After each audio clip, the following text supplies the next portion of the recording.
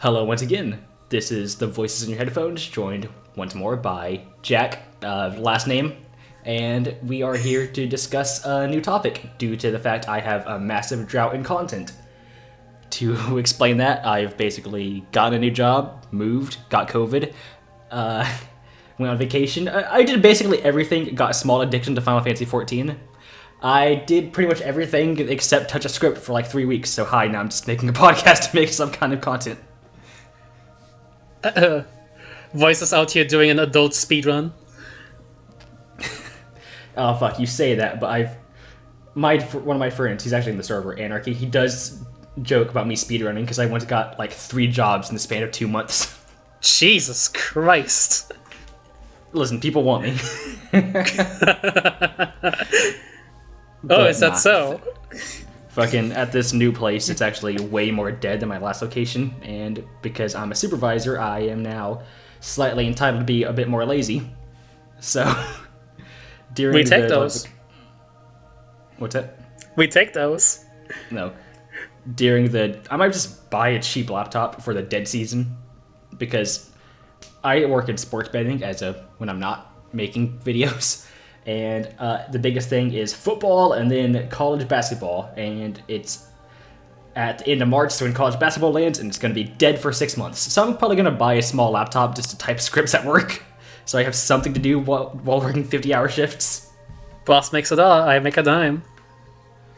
Alright, so with that explanation out of the way, let's move on to our topic, in which the best way I could find to describe it is we are going to be discussing how horror media tends to portray mentally unwell individuals, and whether or not it slightly enabling this bit of ableism is going to be a necessary evil. So, where do you think we should begin? I think the best way to begin is by just admitting the obvious and leading from there, and that is that horror movies are fake entertainment. Horror movies kind of suck at portraying mental illness. I don't mean to interrupt you already, because we're 10 seconds into you talking, but I should put into credence that, that's not even how English works. I should say that I don't have Jack here again, just because they're the only person willing to talk with me, but they do have a background in psychology and an interest in this, so they were also the best person to bring back for this particular discussion. And not just that, I also am a little bit mentally ill, so I actually know my stuff both as somebody very interested in psychology, and hopefully soon somebody with a psychology degree, but also somebody who actually has what is being talked about. Just for the state of the record, what was you have? Were you comfortable saying it, or should we leave that out? I'm perfectly fine saying it. I got dissociative identity disorder. Basically, instead of my noggin having just little old me in there, there's a few more folks in this little brain of mine. It's how do I put this nicely? It's a lot less weird than people make it out to be, because like usually, and this is like a great example to lead into what I was mentioning in the first 10 seconds. A lot of the portrayals of actual mental illness in horror movies sucks, mostly because they don't really consult anyone who actually knows their shit, or really anyone even suffering from that stuff. It's all kind of fake, really. And the best example of this is, you know of the movie Split by chance, Voices? You know what? If you didn't bring it up, that's exactly what I was going to mention. Oh boy, where do I begin with Split? Movies like Split, both are just amazing with how shitty they portray my mental illness of suffering. Is that the right word? I don't fucking know. But it's only suffering if you're not enjoying it. Well, it's a mental illness I have, and I wish it worked the way that Split did it, because then I would have fucking superpowers. But I don't. I just have 2 other people who argue with me and make me eat peanut butter because I like it, and I don't. Yeah, because honestly, it's a kind of a good way to lean into the topic, is especially because dissociative identity disorder has been a controversial one for the longest time, discussing whether or not it like properly exists. And those that do portray it tend to portray it as like two completely separate individuals, separate memories kind of thing, which, judging by what you've said, I'm going to assume that's not it at all. Dissociative identity disorder is a very broad spectrum. Some people don't even like to call it DID anymore. It's people who actually have it call it pluralism now, because there is more than one. It's plural. Funny sideline is we call people who only have one person in their brain singlets, which is honestly the funniest name we could have probably picked. You're just leaning right into the fucking internet nomenclature of insulting people that lit. Yeah, exactly. I find it hilarious.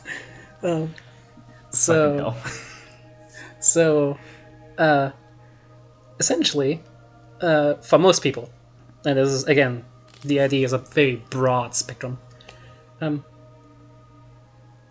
it's more akin to you're in a car, and you are the driver, and you have somebody with you riding shotgun. If you got a bigger car, there's people in the back seat. And sometimes they will just talk to you. You may be able to talk to them. Maybe they'll annoy you and turn up the radio and just think of the most stupid things, and you'll groan very loudly because they think absolutely fucking stupid shit. And sometimes you'll get tired. You go out from the driver's seat, and somebody else will take over for a little bit if you're tired. That's really the best way I can describe it, and it's how it mostly works for the idea. You also mostly retain any memories, because you still exist while somebody else takes the driver's seat, your body basically, for a spin. It's not like you suddenly just disappear, but sometimes you can be asleep and you wake up and your body did a bunch of shit while you weren't awake. Ain't that interesting? It's quite interesting indeed, yes. I would want to probably say, because I want to differentiate it a bit. For example, one of my friends, they have schizophrenia, so would you say it's a bit more different than just hearing voices? The best way to describe it is schizophrenia is an antagonistic relationship. It's voices that you don't really control. They just suddenly appear, and they are just creepy, and they're not really helpful. They are isolated incidents with no cognition. There is no real rhyme or reason. They are just scary voices that say something creepy, for example. Well, while dissociative identity disorder is more of just, they can get along, but more of just separate personalities, as the old moniker used to be. Yeah, basically, it's more than one person sharing a body, essentially. I'd say the best way to describe it, besides the car model, is probably like possession. It's if you watched Full Metal Alchemist Brotherhood, it's like Whoops! Which one was it? I'm gonna edit that out. Which one of the 7 deadly sins gets stuck with the vaguely Japanese dude? I forgot. Greed. Ah, yes, there we go. It's greed. It's basically like that, where the two of them share a body. Each of them can switch in and out, and they remember what's happening. It's just, yeah, they're sharing this now. This is their body. What the fuck is Jude messaging me? Shut the fuck up, Jude. Jesus Christ. They messaged me and said, if you, in the middle of you doing a very tactful explanation, they said, if you kicked Jack off, it would be a Jack off podcast.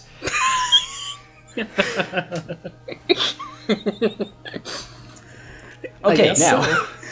with that explanation, probably going to help a lot more people understand, especially pairing it with something that, has done it well. We can talk about Split and why it does not work in the slightest. Split is just a demonic possession movie, but with Hulk as the demon. That's the best way I can put it. The Beast, it says. Let's see. Yeah, I know it's not really... I'm supposed to be here playing devil's advocate, but I'm going to take a moment to shit on Split because I just don't like M. Night Shyamalan. Yeah, as she said before, sorry. I'll edit that. As Jack said before, it's basically Split acts like split personalities gives you superpowers. For example, the Beast being able to, just shrug off bullets as if he's not just in a human body. And it's mental health doesn't really work like that. It's kind of... I probably don't need to tell you that much. No, absolutely not. It's just... Split is so amazing to me because it both makes me love and hate having DID, because I'm like, God, I'm boring. Here I have two people, both of which sometimes bicker at me, and I could sometimes shrug off bullets. God, I wish I could do that. But no, I'm stuck with basically brain siblings bickering at me. Just a squishy human body and no bullet invulnerability. Exactly. It's boring. I'm boring. But one example of something that I think did it well up to a point was one of the Slender Man series I enjoyed a lot when I was a wee lad 7 years ago. God, getting old. Was ML Anderson Zero, which I've discussed recently on the Iceberg video series I'm working on. Go check that out. And one of the characters has... The series starts with him being released from a psychiatric facility. And ends up... What makes him unique among the generic 20-something male protagonists from the usual Slender series is he has a form of dissociative identity disorder in which he has a bit of an... It does play into the typical stereotype of a violent alter. Yeah. But unlike that, it doesn't play into the... It doesn't play into the whole Jekyll and Hyde thing, which we will discuss after this, because Jekyll and Hyde has always been an interesting dynamic. But it's that his alter is called Patrick, who is a bit more prone to violence, but he's not just portrayed as, just evil, murder, bad side. He does have his own intents and goals, and it kind of works because Michael does fear Patrick as a person, and he does state he's aware of what Patrick's doing. If I remember correctly, it's been a fair bit. But in the meantime, Patrick has no intent to hurt Michael, because even at one point, he comes out of one of Michael's friends with an axe and pretty much knocks him on his ass, and as a warning, pours gasoline all over him. But, doesn't light it, so it's more of just a threat. So he clearly doesn't want to, hurt his alternate friends. Fucking alternate, not alter. This isn't some Mandela catalog shit. And I thought that was a pretty interesting portrayal, and then it's revealed Patrick's just a demon that possesses people, and they ruined it. Yep, that's another thing. I think most, if you're going to continue the DID route, which I think this would be good if we continue like one mental illness at a time. A lot of DID portrayal is, besides Split just doing Hulk possessing a man, it's just Jekyll and Hyde essentially, but sometimes it's a demon or a ghost. It makes sense because as I've been kind of trying to allude with me saying that my mental illness is boring, a lot of the time when you actually, and I'm sorry to say, when a lot of people like give a shit and actually look at like the mental illness they want to portray in a horror movie, they realize, shit, that's boring.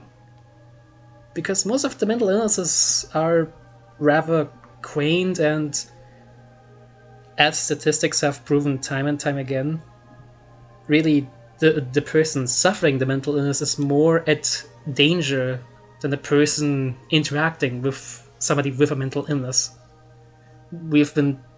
It's been proven time and time again because it just makes logical sense. It makes logical sense that the person having a disability would have a harder time interacting with somebody than somebody who doesn't have the disability.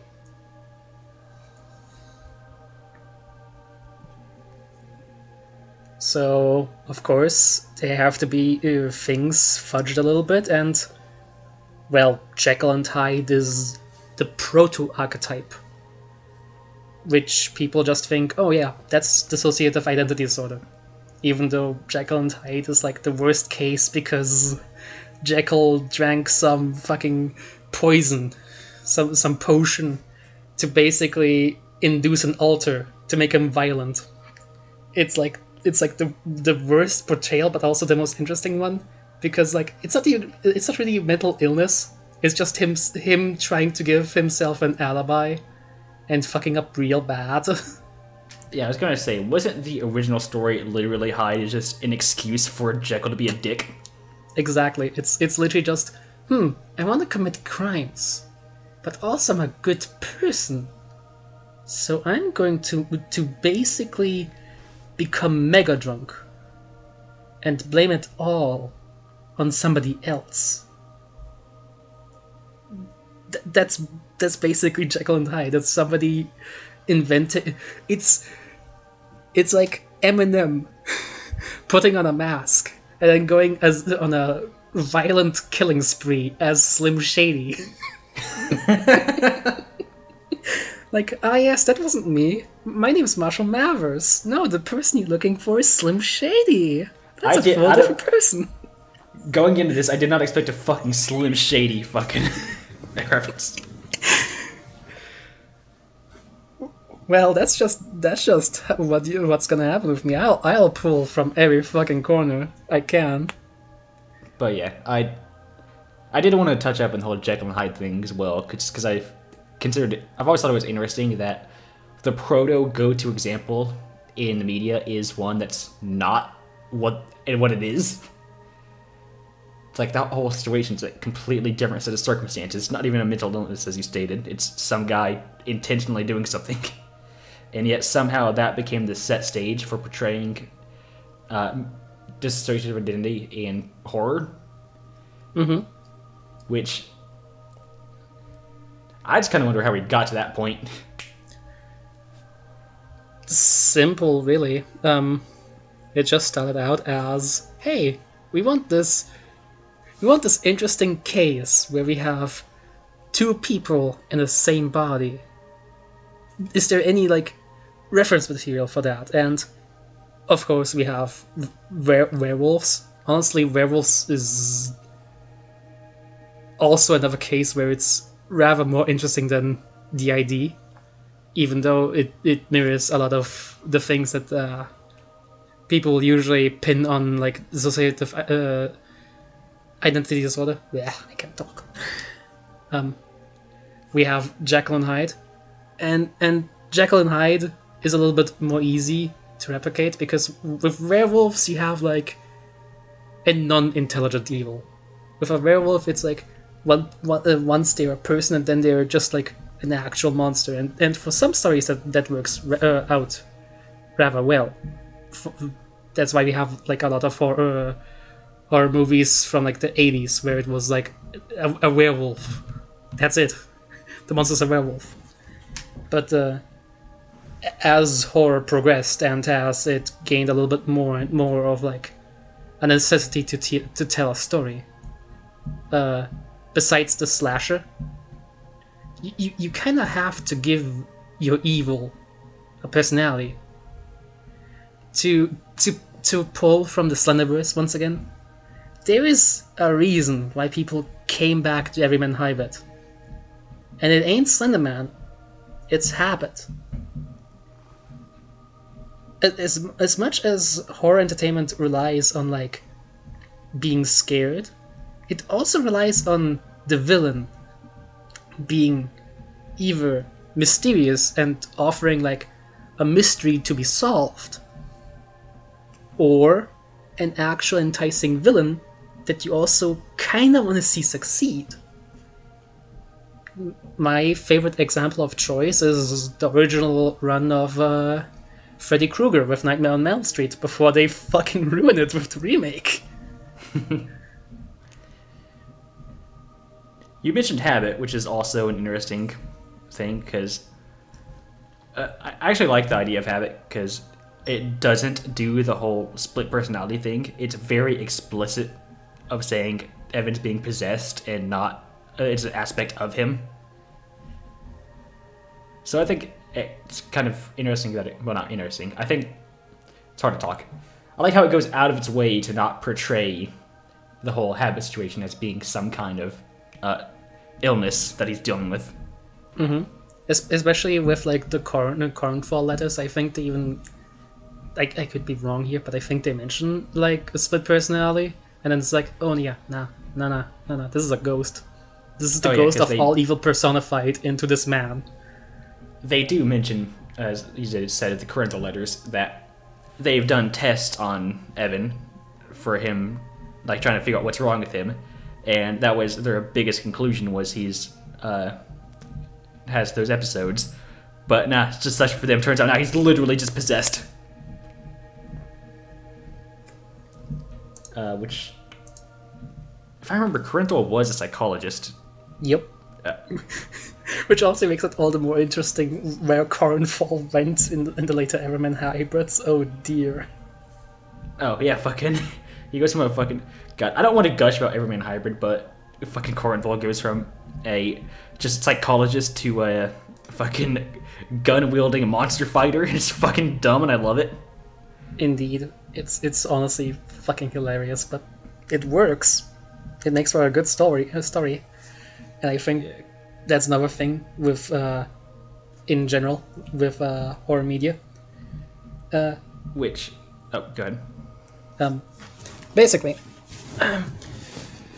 the reason why mental illness is portrayed as badly as it is in horror media, besides just, like, general disinterest, like, we can admit that most people who make movies just sometimes don't give a shit about what they're, like, doing. Like, what would be a good example? Fuck. Now this is a case where I should have actually written notes, but I was like, oh no, I'm gonna remember. I need to remember. If I write notes, I will forget where I wrote the notes, and then I'm going to forget it entirely. But, most people just don't give a shit about what they're making a movie about. It's mostly for entertainment purposes. Like, it's not a horror movie. I know that what I'm going to, like, give as an example isn't a horror movie, but The Boy in the Striped Pajamas is, like, the thing I remember most vividly, because the dude who made it was like, oh yeah, I didn't look at any, like, Holocaust-related media, I didn't, like, ask anyone, I just made the movie, I didn't give a shit, I was just, like, going to make a sad movie about the Holocaust, and it's like, yeah, I guess I can see that. Ah well, it's at least entertaining. Yeah, that's kind of what I wanted to discuss about. What I wanted to hit on was entertainment over, I guess, what's the word? Entertainment over accuracy. What's that? Entertainment over accuracy, I'd say. That's the best way to say it. And, well, it's going to be purely subjective, because I was actually... What inspired this was I was listening to a podcast. It's the Dire Gentleman channel. Are you familiar with that? Nope. Well, basically, their biggest series is... They work on a show called Less is Morgue. I'm not going to lie, I haven't actually watched it. I've been intending to, but I haven't got around to it yet. But their other big thing on the Dire Gentleman channel is discussing writing advice that people give and like criticizing it. And one of the things they mentioned was, I can't remember the exact lines, obviously, but just the broad context was what they were getting a bit upset over someone promoting ableism in a horror setting over like a character suffering from a mental illness. And it made me think, which I like to tend to agree with what they say, but this is one of those cases where I didn't agree, in which in a lot of, especially the horror media field, ableism would be a necessary evil, because as I said, accuracy, entertainment over accuracy. So that's just what I kind of like. I'm not going to be saying here I'm here to support, getting the wrong ideas about people suffering actual illnesses, but I just wanted to touch on if you would think it's acceptable for someone to intentionally portray something wrong for the sake of entertainment. Honestly, and I'm gonna be a little bit of a stickler here and say, for the most part, as long as it doesn't portray itself as like, as long as it doesn't do a split where it is like trying to be like pseudoscientific, where oh yes, this is a movie about fucking dissociative identity disorder. We actually talk to fucking psychologists and stuff. Yeah, because like I said, that in one thing that'd be intentionally forgoing it for entertainment, but in a case like that, that's just going out of your way in bad faith to try and sell it. The thing is, oh sorry, you first. In a lot of horror media, especially amateur writers, they just don't understand what things are like for certain people, and sometimes they just don't want to do the research. But in that case, that's a whole different thing, where it's like, oh, we did the research, and we're going to intentionally do it wrong, and tell people we're portraying it right. That's where it's kind of crossed the line of being a bit fucked.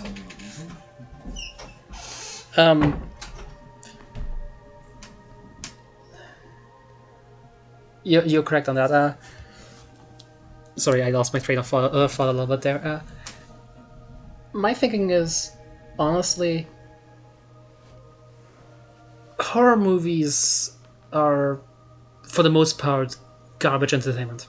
I think we can both agree with that when there is like millions of jump scare filled, just popcorn flicks where you do nothing but just have a little bit of fun with just the most absolutely lowest common denominator scares, and that's fine.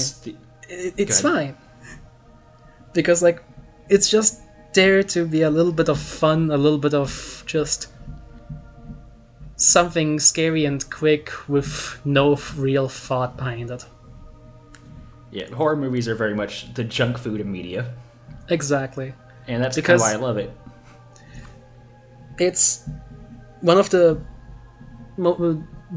greatest emotions to get out of you really easily as a human is fear. Because we humans are fucking anxious, scared little fucking monkeys. We are the most scaredy cat of fucking every animal on Earth besides a few outliers. We are the anxiety monkey. We managed to fucking evolve to understand existentialism without the capacity to block out the fear that comes with it. Exactly. And for the most part, as long as it doesn't pretend to like be something that it isn't, of just basically, I just don't give a shit as long as it tries to do a split, because like as long as it doesn't try to. As long as it doesn't try to put a split, yes, because like it's fine. It really is so inconsequential, because like if you're coming into a horror movie expecting accuracy and like anyone to even give remotely a shit about anything, boy, you're going to be disappointed. I can't speak about, like, for example, Native Americans, but, like, I am for fucking certain that a lot of the, like, like, those horror tropes where they pull, like, from Native American beliefs, that shit's definitely, for fucking sure, not researched, and definitely wrong. Biggest example, the fucking Wendigo. Like, I don't even want to know how many times people have gotten the Wendigo wrong. I know how many people, So many people just think Wendigo and Skinwalker are interchangeable. Exactly. So, as much as I would like every single horror movie to, like, actually give a shit and come up with, like, an interesting story and, like, actual things to say, it's just not going to happen, as sad as it is. It's just, most people don't give a shit when making a horror movie. And as long as it's not being sold as anything other than it is, I'd say, so fucking what? We can talk about, for example, how disfigured and, like, abnormal people, like, for example,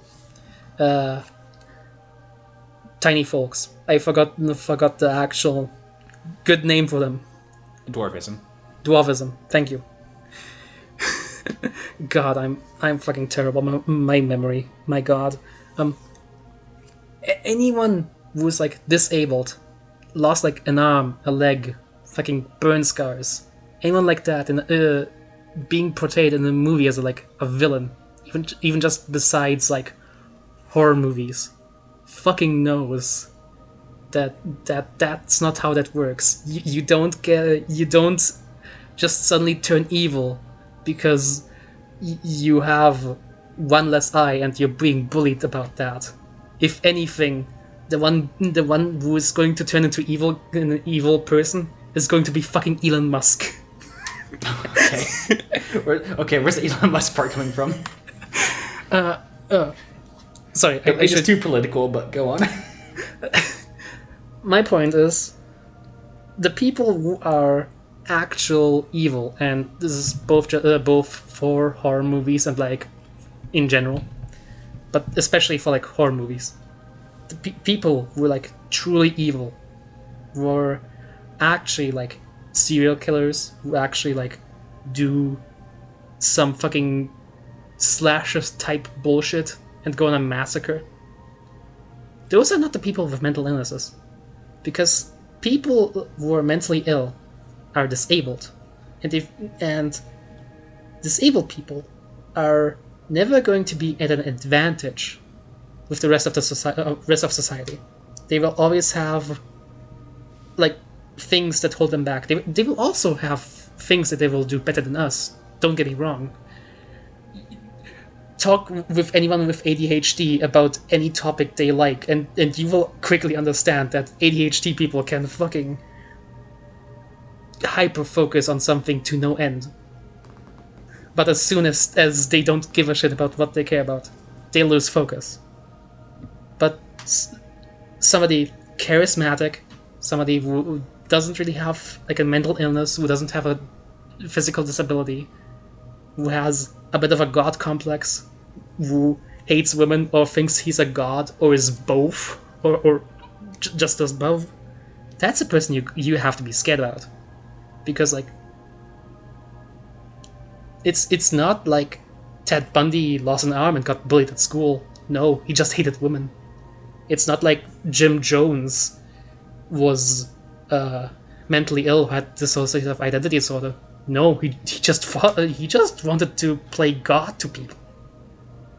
The people you have to be scared about in real life are never going to be the people you're scared about in a horror movie. Because a horror movie, primarily, first and foremost, is stupid, junk food entertainment.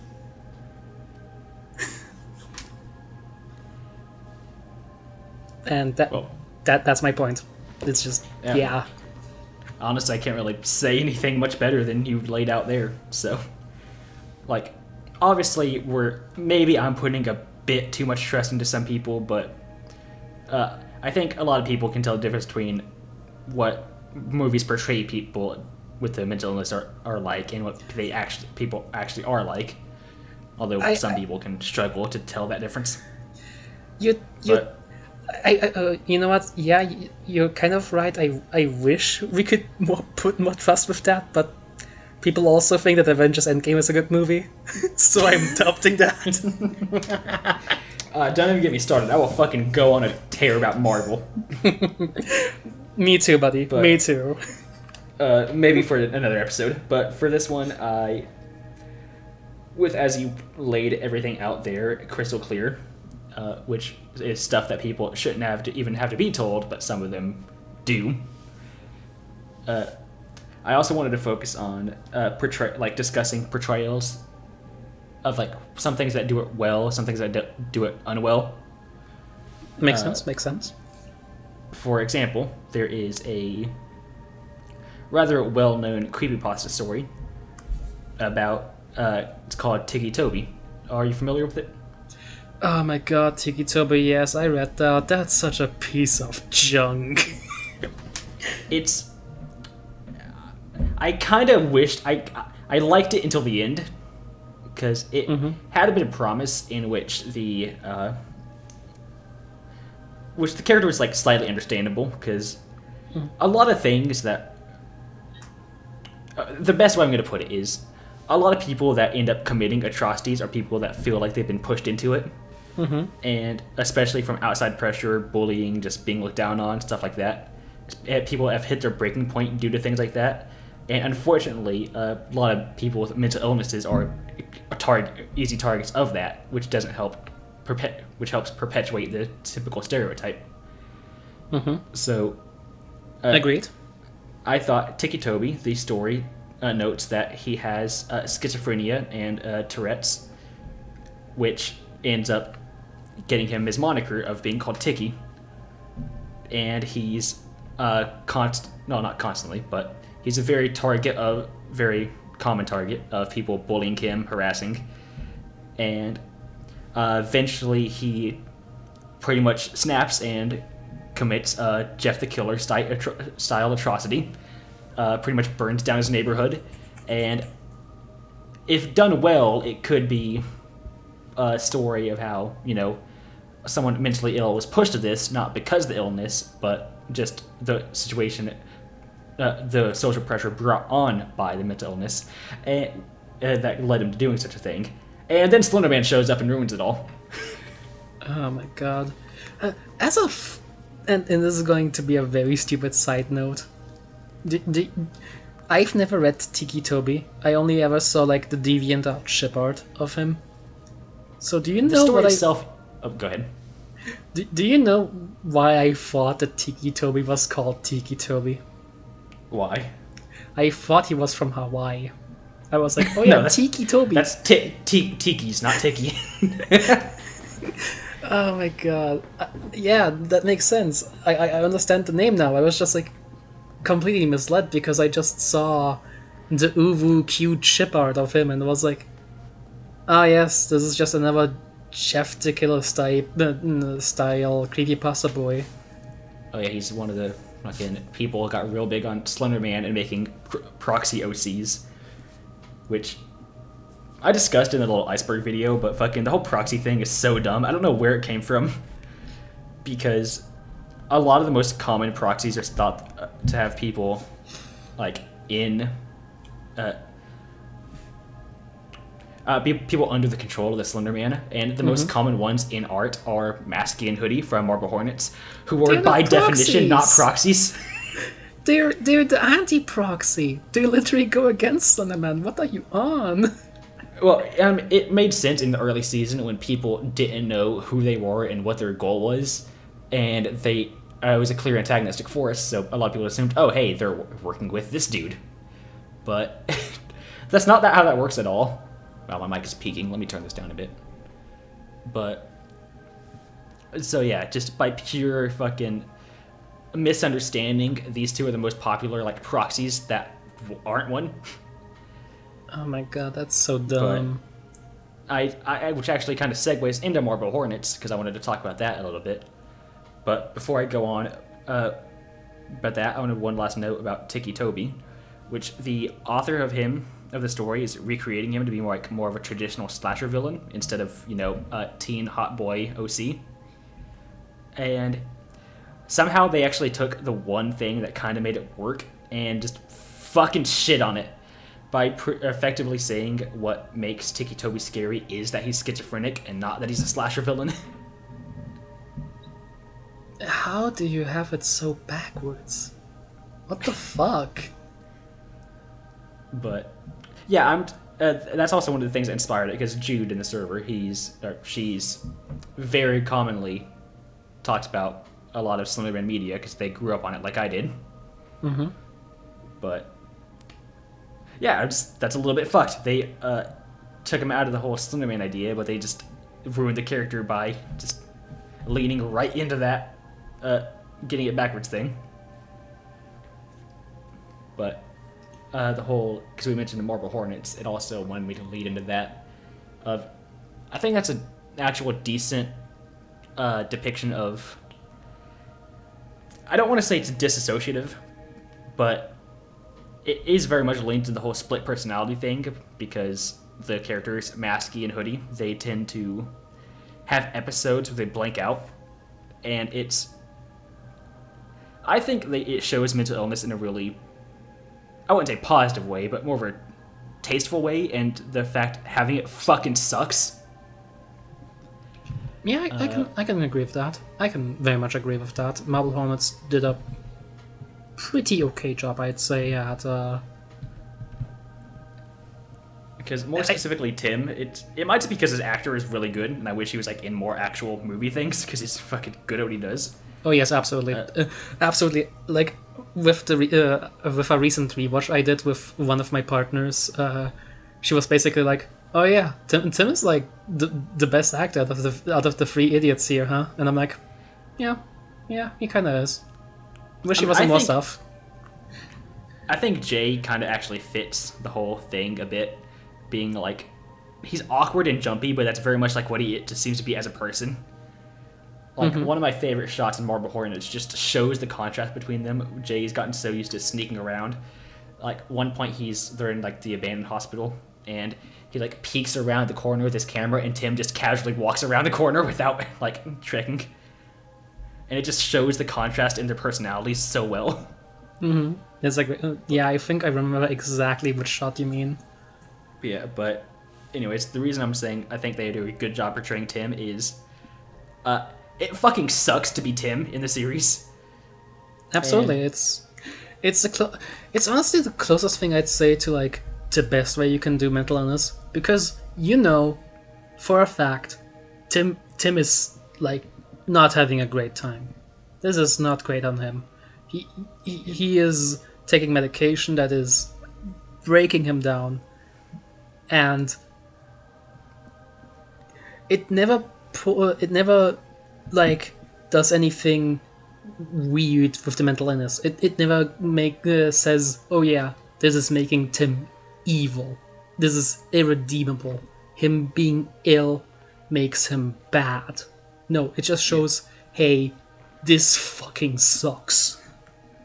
Yeah, like he's specifically gone and said, like, do you know what it's like to just show up to your job and say, hey, we had to let you go because you stopped showing up 2 weeks ago and you just don't remember that happening. Yep. Or anytime he's under the spell of slender sickness, as it tends to be called, it's not really a split personality, it's more of him in a near catatonic amnesiac state where he's lashing out at everything as self-defense. Or it's even explicitly stated in the series he suffers from anhedonia, if that's how you pronounce it. Whereas he just cannot feel like any kind of emotional pleasure. And I think the reason it really works is because despite all the suffering Tim has, he is a charismatic character who gets shit done, and more importantly, when Jay finds him, he's recovering. He's getting help. Because so he's an active threat because of his mental illness, but he's going out of his way to prevent it and get better. If anything, I'd also say that Jay is also like the perfect example of mental illness, mostly because like we see Jay breaking down thanks to this thanks to the Slenders, TM, the Slenders. Oh no. We just see this man slowly unraveling with no help, and just going, well, shit, this sucks, huh? Oh, and to bring it to Tim real quick, fucking Tim recognizing what he's going through. It's like, let's get you to a doctor, buddy. But yeah, the thing about Jay is, I'm not here to like diagnose fictional characters, but him and Alex seem, if anything, their biggest mental hang-up seems to be some kind of OCD, based on documenting everything around them. I can see that, yeah. Or, of course, that could just be plain paranoia. I personally chalk it up more to paranoia, but... I mean, it's one thing to be paranoid, it's another thing to have a detailed log of every single tape you've made for years. Exactly, which is why I do have to agree. They are... As said, Marvel Hornets is very good at portraying mental illness, by also never showing its ass. Basically, it's never going like, this is this specific mental illness, or because of the mental illness that Tim and Jay have, they're irredeemable. Even with like Alex's most irredeemable quality was not him suffering from the operator. It was him fucking murdering people, and that's good. And that's such a bizarre sentence to say, now that I think about it. But yeah, like, Marble Hornets is good because it portrays murdering people as the evil instead of the mental illness as the evil. And I think this is where we should point the rubric. Like, does horror media portray the mental illness as bad? Or whatever horror is happening is bad. And I think we can both agree that that's a fair rubric to give here. Yeah, I'd think so, because, like you said, it's not about portraying, as you put it, the mental sickness is evil. It's the acts of the person suffering, not caused by their own actions, not caused by what the illness does. Exactly. Like, we can...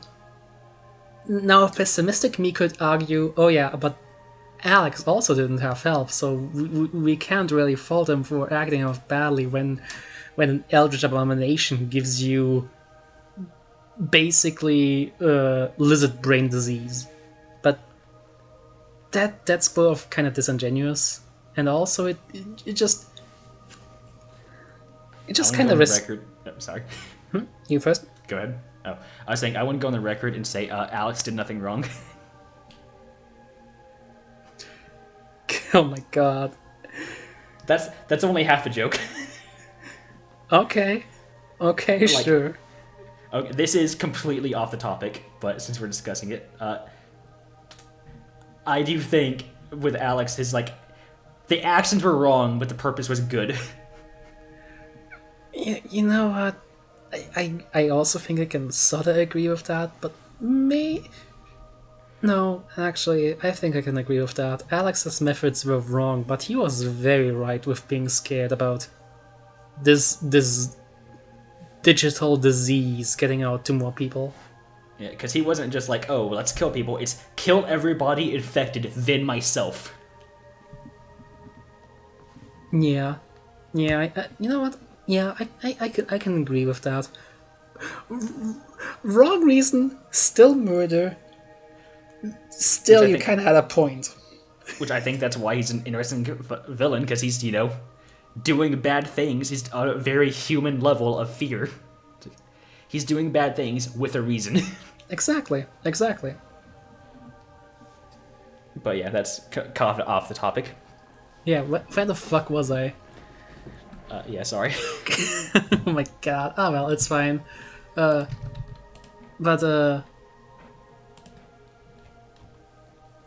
yeah, I think the rubric here just falls on: is the mental ill portrayed as the mental bad, or is the actual bad stuff portrayed as the bad stuff? Because and I'm going to pull once again from me being a fucking weirdo. If you haven't guessed, ladies, gentlemen, and others, I am a little bit of a queer. I'm transgender. And, Oh god, I can't have you on the podcast. I'm joking. I don't advertise it as it, but for some reason my Discord became the gayest horror Discord, despite me having no stake in my channel about fucking LGBT. it's just how it happens. You'd be surprised how many fucking queer people are into horror. It's honestly kind of crazy. I honestly, like I said, I don't mind it. Fucking, I'm not exactly the straightest arrow myself. Yeah. But I could go on a side tangent about like horror and queerness, especially with the example of Pinhead, like Hellraiser. That's a very, at this point, kind of well-known one. But I'm down to talk about that in a different kind of episode.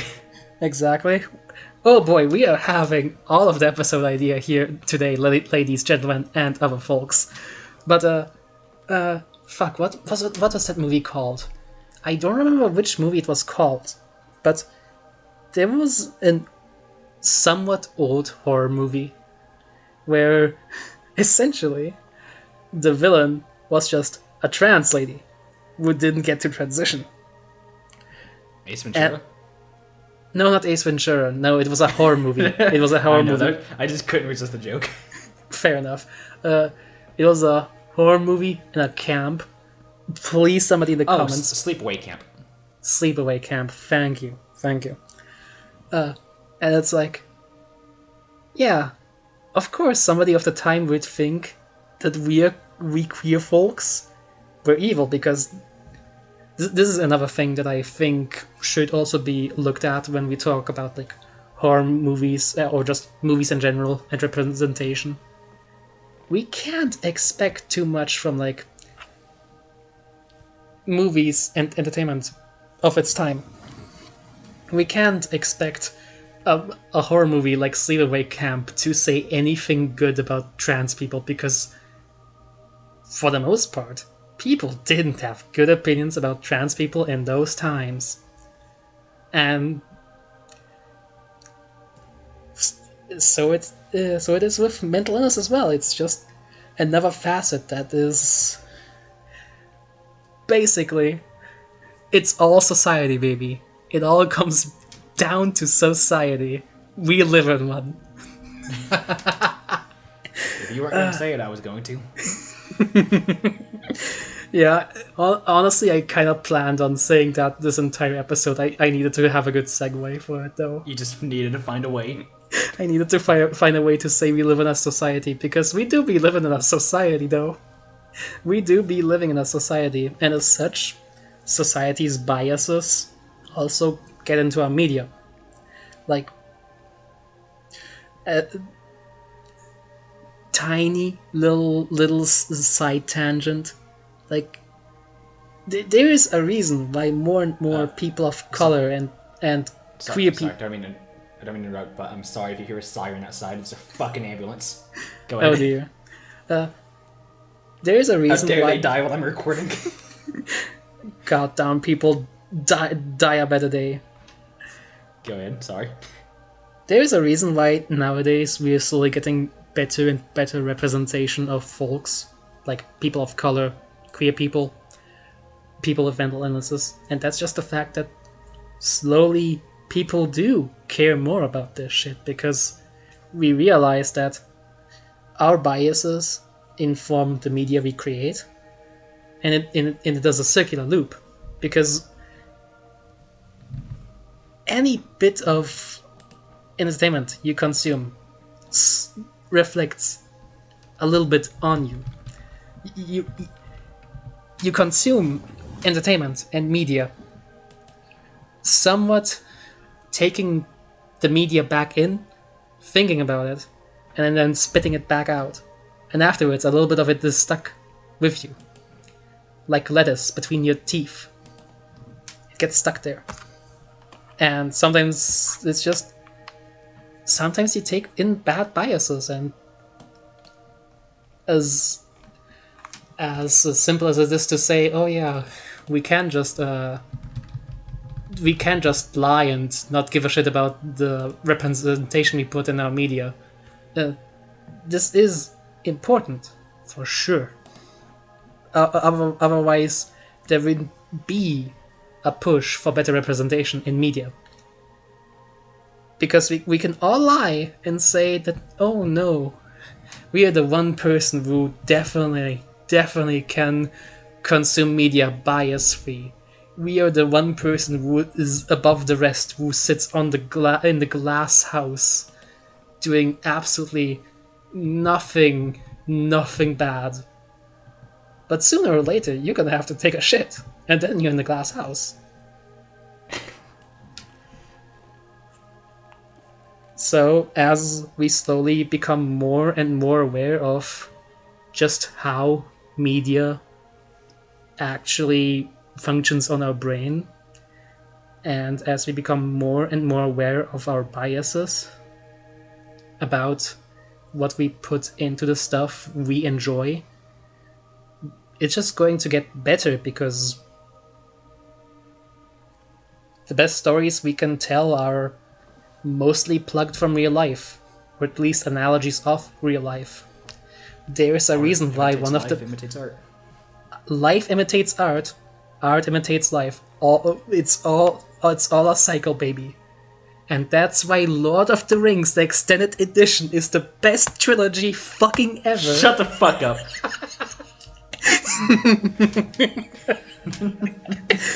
It's the best trilogy ever because Tolkien pulled from his time in the trenches. Thank you, my name has been Josephine Jackjoy. For the Lord of the Rings is the best trilogy society.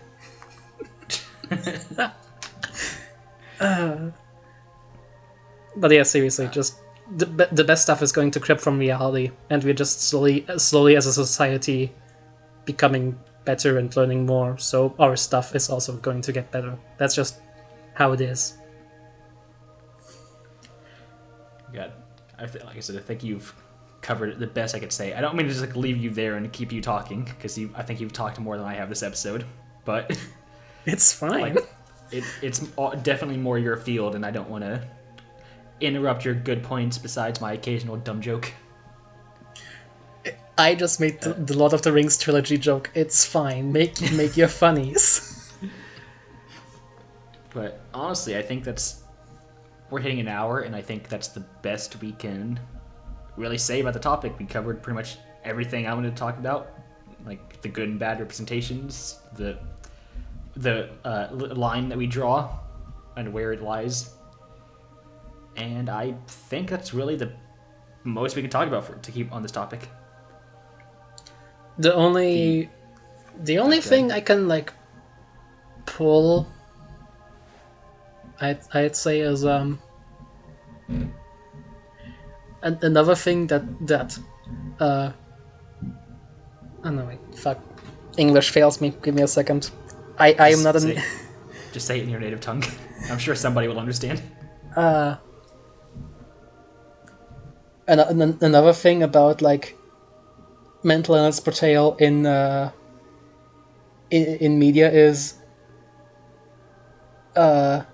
it's always going to be a little bit skewed, because unless, and it's sadly just a little bit rare, but unless there's actually somebody with a mental illness working either on the script or as the director, there's always going to be a bit of bias. We are all biased as human beings, and we're always going to fuck up a little bit. And it's just part of being human. We always fuck up a little bit, and we learn, and then we do it again a little bit better. over and over again. Until the fuck-ups are minute. Exactly. And we are slowly getting to the minute stage, I'd say, personally. Yeah, I can't think of anything, honestly, that's been made besides Split. Anything made recently that's like intentionally offensive in terms of like mental health. So, yeah, I as said, most people really don't give a shit, so it's more excusable because it's like, who gives a shit, really? As long as they don't fuck up too bad, it's always funny to laugh. Like we did at Always Watching. Always Watching was fucking hilarious. I still need to get that filmed, like that thing. I'm trying to get it past the copyright for that. But yeah, like I said, I think that's everything we can really talk about. There's only one thing I can really think about, which kind of relates back to me myself, or more specifically, the character of Voices. Mm-hmm. I've honestly have a low-key fear that I might be insulting someone because the whole aspect of breaking kayfabe, just speaking of Voices purely as a character, is that he's pretty much meant to be like a living hallucination, is what I always say. It's like that's kind of where the name comes from, the voices in your head. So I'm just like I'm kind of at odds with myself of whether or not the character is like some kind of offensive. Ah, you're fearing that you are the milkshake duck. The milk with a what? Oh, okay. I need to explain what the milkshake duck is. Oh no. Yes, you do. The milkshake duck is a funny haha meme about basically a lovable little mascot, the milkshake duck, who is being used by a corporation, and then like 5 seconds later, oh yeah, the milkshake duck said something racist. And honestly, I can't speak about that entirely because I don't have schizophrenia, but like, I personally, voices in your headphones is a pretty okay persona, I'd say. Yeah, I'm not like trying to.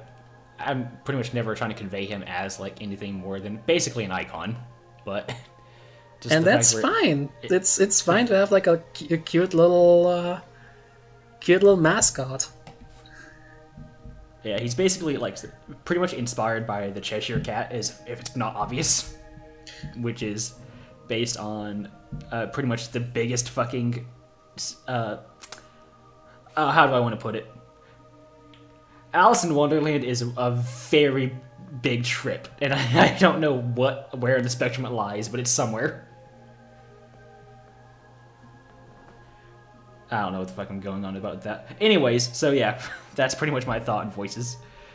As a character.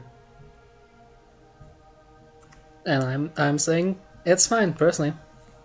It's a good character, all things considered. I think the worst crime I'd say you can commit, besides like pulling a split with mental illness, is being boring. Mental illness, and I will always like stress it. Mental illness is for the most part boring. It's made out to be more of a deal than it is, but if you make it at least funny, then go for it. It's fine. As long as it's interesting and isn't too harmful, I don't think anyone can fault you.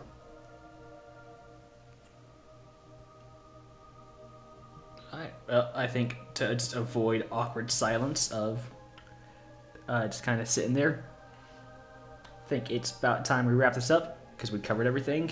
Yep. As I've said for like 6 times already. So, is there like anything you want to plug? You want to talk about yourself? Because I know you have an idea of getting a channel going. I have plans. I have plans, buddy.